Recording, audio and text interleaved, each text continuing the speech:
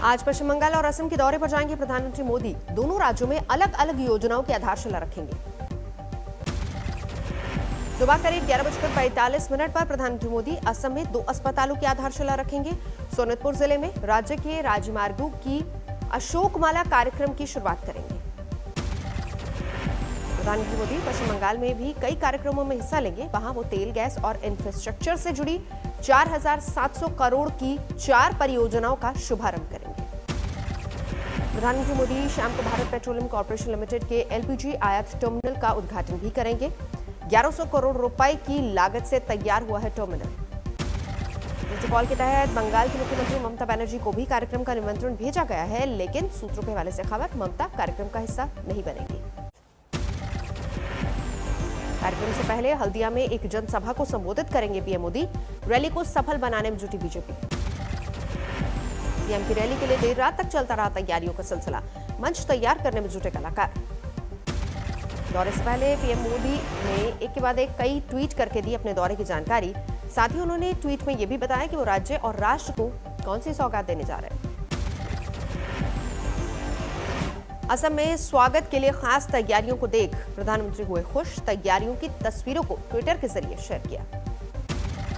पिछले 16 दिनों में प्रधानमंत्री मोदी दूसरी बार असम और पश्चिम बंगाल के दौरे पर जा रहे हैं। इसके पहले नेताजी की जयंती पर 23 जनवरी को गए थे बंगाल।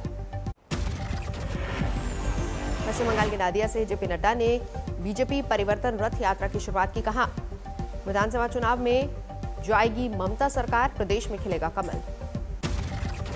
की जनता को जगाएंगे, उनको बताएंगे, और मुझे तो लगता है कि अब जगाने की जरूरत नहीं है। बंगाल की जनता जाग चुकी है। 5 चरणों में पूरे बंगाल से गुजरेगी बीजेपी की परिवर्तन यात्रा। 11 फरवरी को कूच बिहार में रथ यात्रा में शामिल होंगे गृह मंत्री अमित शाह। नादिया में परिवर्तन रथ यात्रा से पहले मालदा पहुंचे जेपी नड्डा। रोड शो कर पार्टी कार्यकर्ताओं में भरा जोश।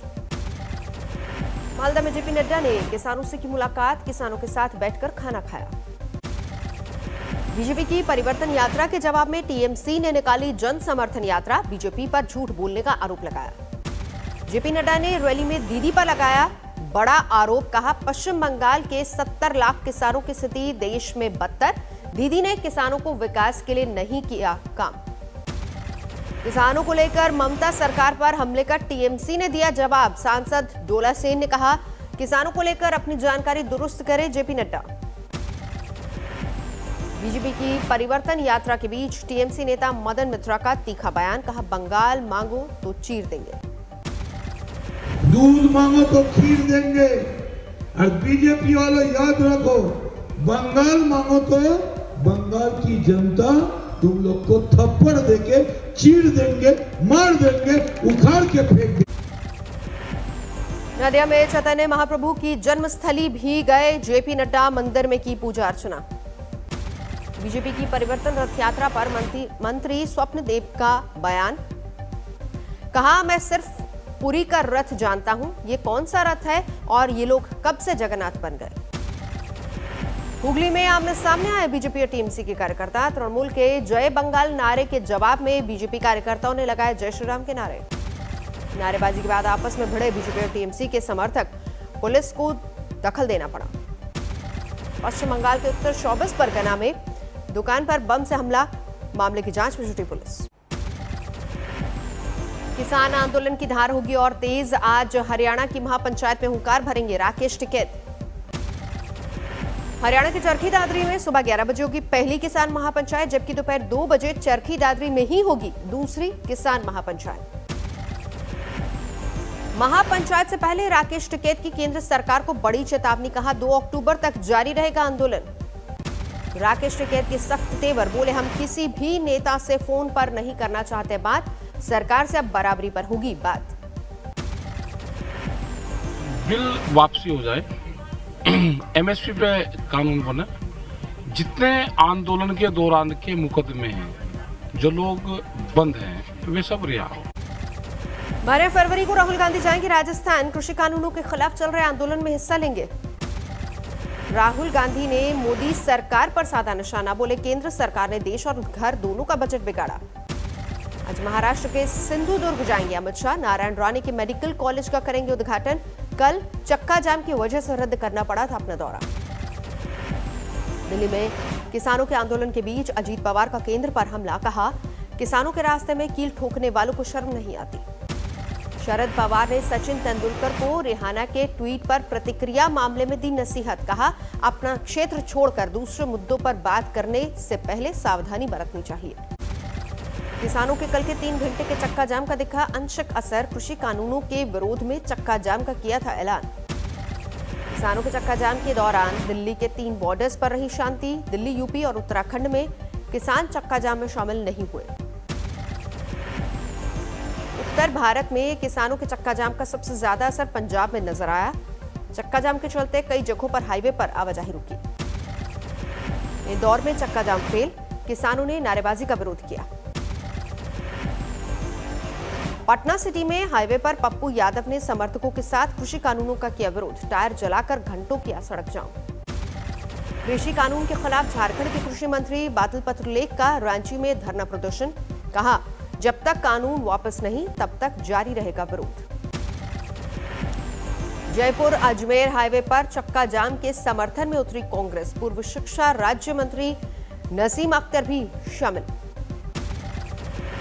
सहरसा में कृषि कानून के विरोध में विपक्षी पार्टियों ने किया चक्का जाम।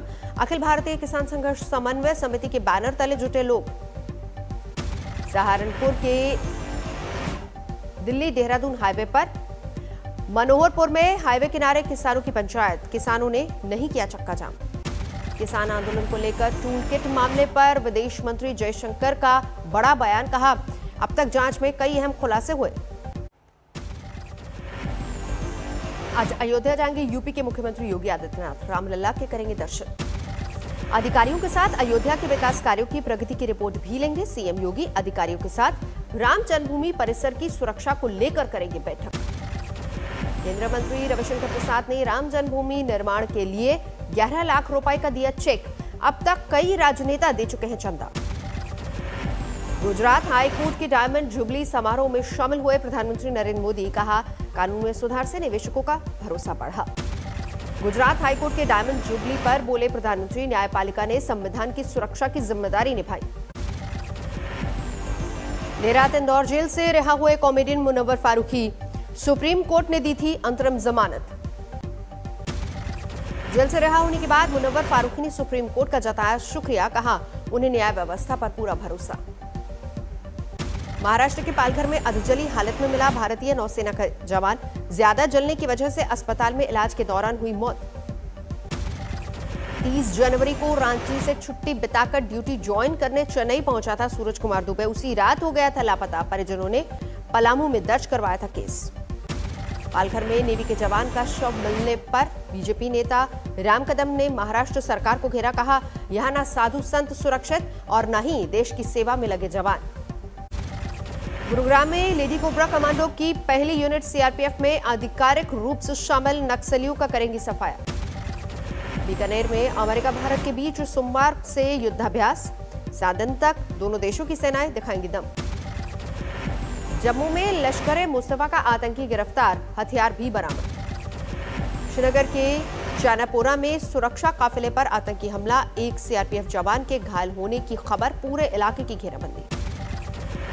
असम में बोगाईगांव में पूर्व एनडीआरएफ कमांडर के घर में छापामारी। गोलियां, हाथीदांत बरामद। उत्तराखंड के पहाड़ों पर बर्फबारी का दौर जारी। रुद्रप्रयाग के चौपता में करीब 1 फीट तक गिरी बर्फ। टिहरी में दिखा बर्फबारी का सबसे ज्यादा असर। भारी बर्फबारी की वजह से घरों में हुए लोग कैद। बागेश्वर के कपकोट में जबरदस्त बर्फबारी। कई इलाकों में 1 फीट से ज्यादा की बर्फ गिरी। सोलन में बर्फबारी के बाद मौसम हुआ सुहावना। कालका से शिमला के बीच चलने वाली टॉय ट्रेन में सफर के लिए उमड़े सैलानी। शिमला में बर्फबारी के बाद अब भारी बारिश ने बढ़ाई ठंड। स्थानीय लोगों की दिक्कत। गाजियाबाद के मसूरी में घर में घुसकर बदमाशों का तांडव। घर में मौजूद एक महिला और युवती की धारदार हथियार से हत्या। 3 मासूमों को भी किया जख्मी। गाजियाबाद से गाड़ी लूटकर भाग रहे बदमाशों की ग्रेटर नोएडा पुलिस से मुठभेड़। लूटी हुई जीप के साथ एक आरोपी गिरफ्तार। फरीदाबाद में एक युवक को जिंदा जलाने की सनसनीखेज वारदात। शुरुआती जांच में आपसी रंजिश का मामला सामने आया। वाराणसी में बिजली विभाग की बड़ी लापरवाही, काम के दौरान हाईटेंशन तार में करंट दौड़ने से गई संविदा कर्मी की मौत। नोएडा के सेक्टर 75 की पॉश सोसाइटी से मोबाइल छीनकर फरार हुए बाइक सवार बदमाश, सीसीटीवी में रिकॉर्ड हुई पूरी वारदात। कानपुर में एसएसपी दफ्तर से लेकर थाने में लगी अपराधियों के पोस्टर, हाईकोर्ट के आदेश के बाद प्रशासन का फैसला। हापुड़ में डोसा खाने को लेकर मारपीट, दोनों पक्षों में चले लात घूसे, सीसीटीवी में रिकॉर्ड हुई पूरी वारदात। यूपी के हरदोई में फिरौती के लिए मासूम की हत्या, पुलिस ने पिता पुत्र को किया गिरफ्तार। पटना में रंगदारी मामले में कुख्यात बिंदु सिंह का बेटा समेत 2 अपराधी गिरफ्तार, एक हॉस्पिटल से मांगी थी 10 लाख रुपए की रंगदारी। नोएडा में कंपनियों में घुसकर डकैती डालने की योजना बनाते 5 शातिर चोरों को गिरफ्तार किया गया। आज चेन्नई टेस्ट का तीसरा दिन, 2 दिन में 8 विकेट पर 555 रन बनाने के बाद आज भी खेलेगी इंग्लैंड की टीम। अपने 100वें टेस्ट में कप्तान जो रूट ने जमाई डबल सेंचुरी, ऐसा करने वाले टेस्ट इतिहास में पहले बल्लेबाज बने। टीम इंडिया के गेंदबाजों को इंग्लैंड के बल्लेबाजों ने जमकर धोया, ईशांत बुमराह, अश्विन और नदीम को मिले 2-2 विकेट। हैट्रिक से चूके ईशांत शर्मा, लगातार 2 गेंदों पर किया था बटलर और जोफ्रा को आउट। भारतीय क्रिकेट टीम के अगले 2 साल के स्केड्यूल का हुआ ऐलान, इस दौरान 2 T20 और 1 वनडे वर्ल्ड कप भी खेलेगी टीम इंडिया। नमस्कार, मैं हूं अंजना ओम कश्यप। हमें उम्मीद है ये वीडियो आपको पसंद आया होगा। लेटेस्ट खबरों के लिए यूं ही देखते रहिए आज तक, और इस वीडियो के पसंद आने पर लाइक, शेयर एंड सब्सक्राइब करना ना भूलें।